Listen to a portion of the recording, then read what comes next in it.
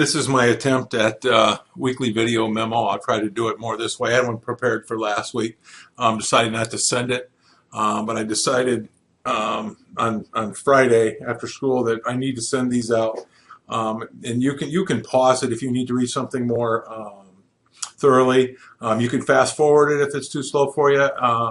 But some of the information that we need and are going to want you're going to want to know throughout the week or two is posted here on this video. So I'll do my best to do it quickly, give you an opportunity to get through it. But remember, you can fast forward and you do have the ability to pause it. So week two, first of all, I'd like to take the time to thank Jenna and Susan this summer for attending the trig and getting us prepared for that. Mike Tully and Susan for attending this summer before school started Next Generation Science Standards. And then Mike Sellers, Kyle, and Jenna coming in this summer and working on Discovery Education. And then Wade started doing PD on differentiation. Last week, I'd like to compliment Mr. Bradford on the humor about slowing down in class. It made a great relationship with the students that were in there. Mr. Tully, it's important to know his caring and relationship that he builds with students and how he holds them accountable was shared with me from another teacher, so that she saw him doing some things that were really relationship building with the students. And thank you to everyone that taught their expectations for the building yesterday. I appreciate that, or last week. I'd like to thank Jill and her custodial team for what they did to get our building ready last week and continually on through this week. Kevin and Chris and all the work that they did to prepare the building and get everything in place. Unfortunately, some of you had to go get your own stuff, but they did a lot of work. If you'd been here 2 weeks before in school, you would have not believed how much was done. And then, of course, Kathy and Shannon and everything that they do to get everything ready, scheduling and kids enrolled and all those sorts of things. And their distribution points, all that was done way before school starts. I want to make sure we thank them and Peggy for those that have not been here before school started, and to see all the work that she did to get that library up and running and the media center so people could use that and those classes could be run in there. So thank you to everybody there. This is the important dates and information for the week. The important things you need to know is you need to check with Peggy for Channel 1. Check with Peggy about Channel 1. And reminder that announcements will be doing the first part of advisory. We'll do our best part to do that. Some things you may want to remember: on Wednesday, Mr. Frisbee will be meeting with the staff at 7 a.m. He'll be discussing evaluation. Patriot Day is on the 11th on Thursday. Make sure that you cover Patriot Day. That is the terrorist attack on the Twin Towers.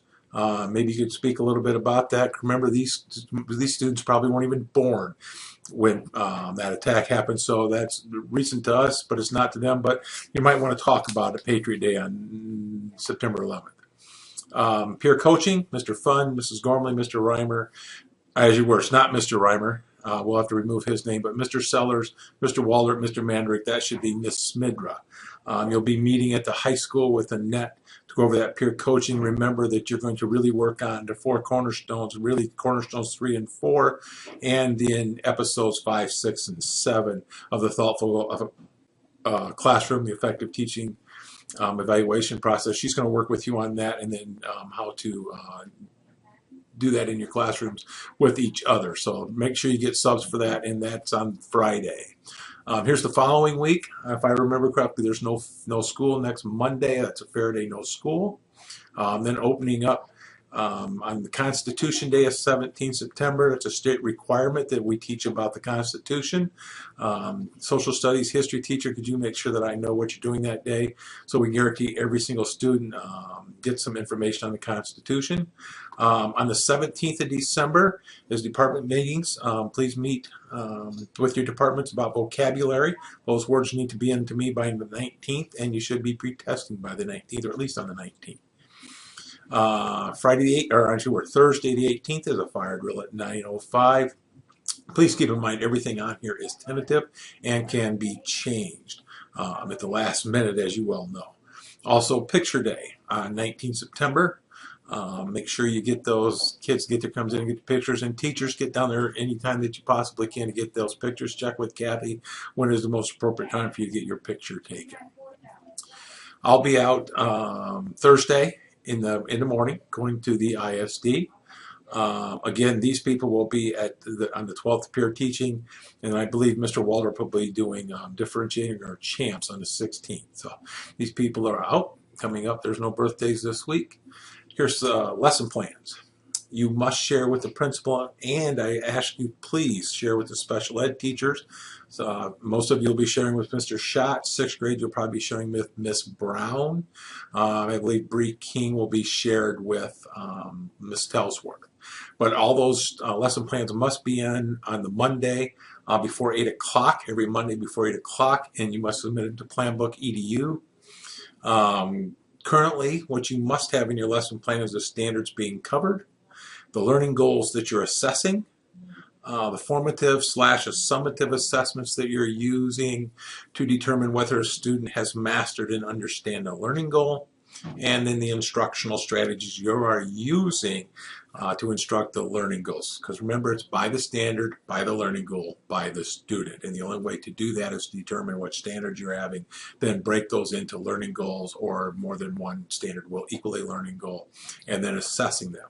And remember this, that formative with descriptive feedback is one of the highest instructional strategies you can use to have students learn. So formative assessment with descriptive feedback. Daily expectations. Once again, this is our very first Monday memo that we're sending out. Learning goals normally would be posted, but because the way the classrooms look at the time, you must share your ICANN statements. And how do I know whether you've done that? I will ask students. Can you tell me your ICANN statement for today's lesson? Every student should be able to do that. It's important, and I will give you a lesson or a video on that later, how to ensure that students understand their learning goals. Attendance must be completed in the first 10 minutes. It's during this time that you should be giving board work or bell work or seat work, whatever you may call it. And while they're doing that, and this bell work, board work, seat work, all that is either review from the week before, or it's information that you want to challenge them to see if they have any background knowledge for what's coming up. It's a great time to practice vocabulary words, all those different things that you can do to review. So that must be done, and then that's when you do your management tasks. For me, the best way to do your classroom is to be out in the door, greeting children as they come in, talking about their football game, their basketball game, or talking about their cross-country volleyball, talking about what movies they saw, ask them how the horse riding went over the weekend.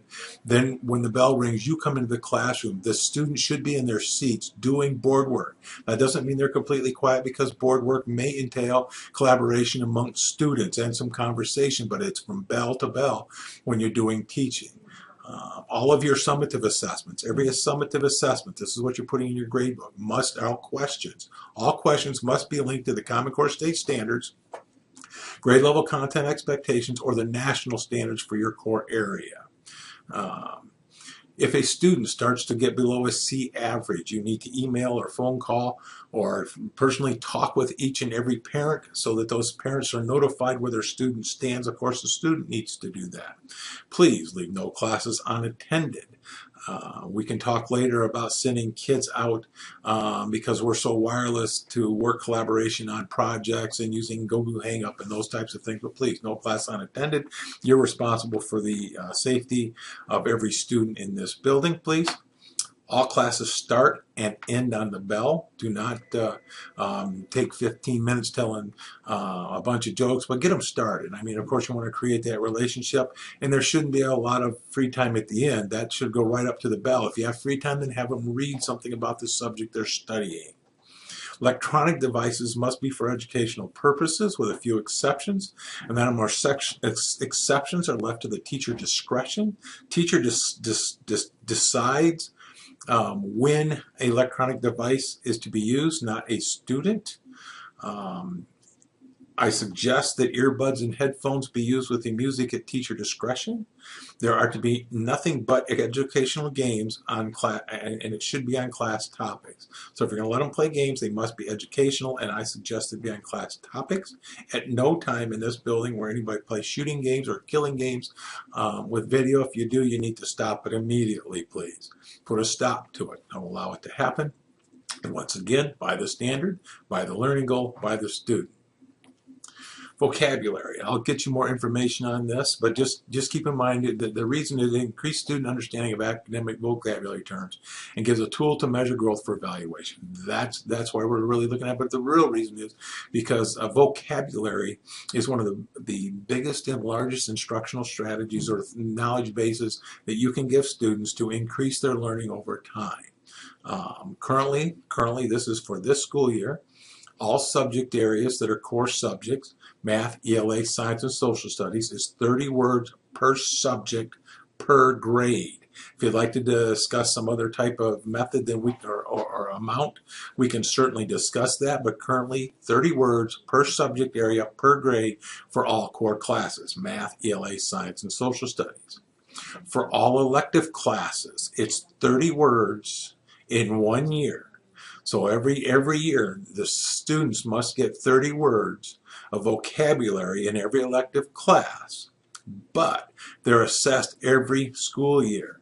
So a 6th grader in band, for example, will have the same 30 words they might have as 8th graders, but those are continually assessed over time.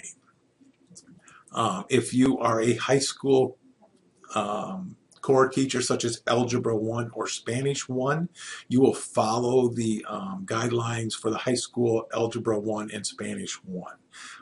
If you're Spanish, for example, Spanish 8th grade, then that would be 30 words per middle school career, so 30 years for Spanish 8. You must pre-test and post-test all students. All students must be pre-tested by 19 September, and all words must be turned into me by 19 September. If you have a semester's class, such as health, those post-tests must be before the semester ends. If you have a year-long class, that post-test must be at the end of the school year. Please submit your words to me in Google Drive or Google Docs sheets. Or Word or Excel. If I have a moment, I will try to get you out a template. I haven't done that yet. This year, it is fine to use matching, fill in the blank, multiple choice to assess your students whether they understood the word or not. Starting next year, and if we continue to use this as part of our growth model as vocabulary, then we will start to use a rubric and develop more in-depth understanding of vocabulary words. So again, 30 words per subject area for a core, 30 words per elective, completed 1 year but assessed every school year.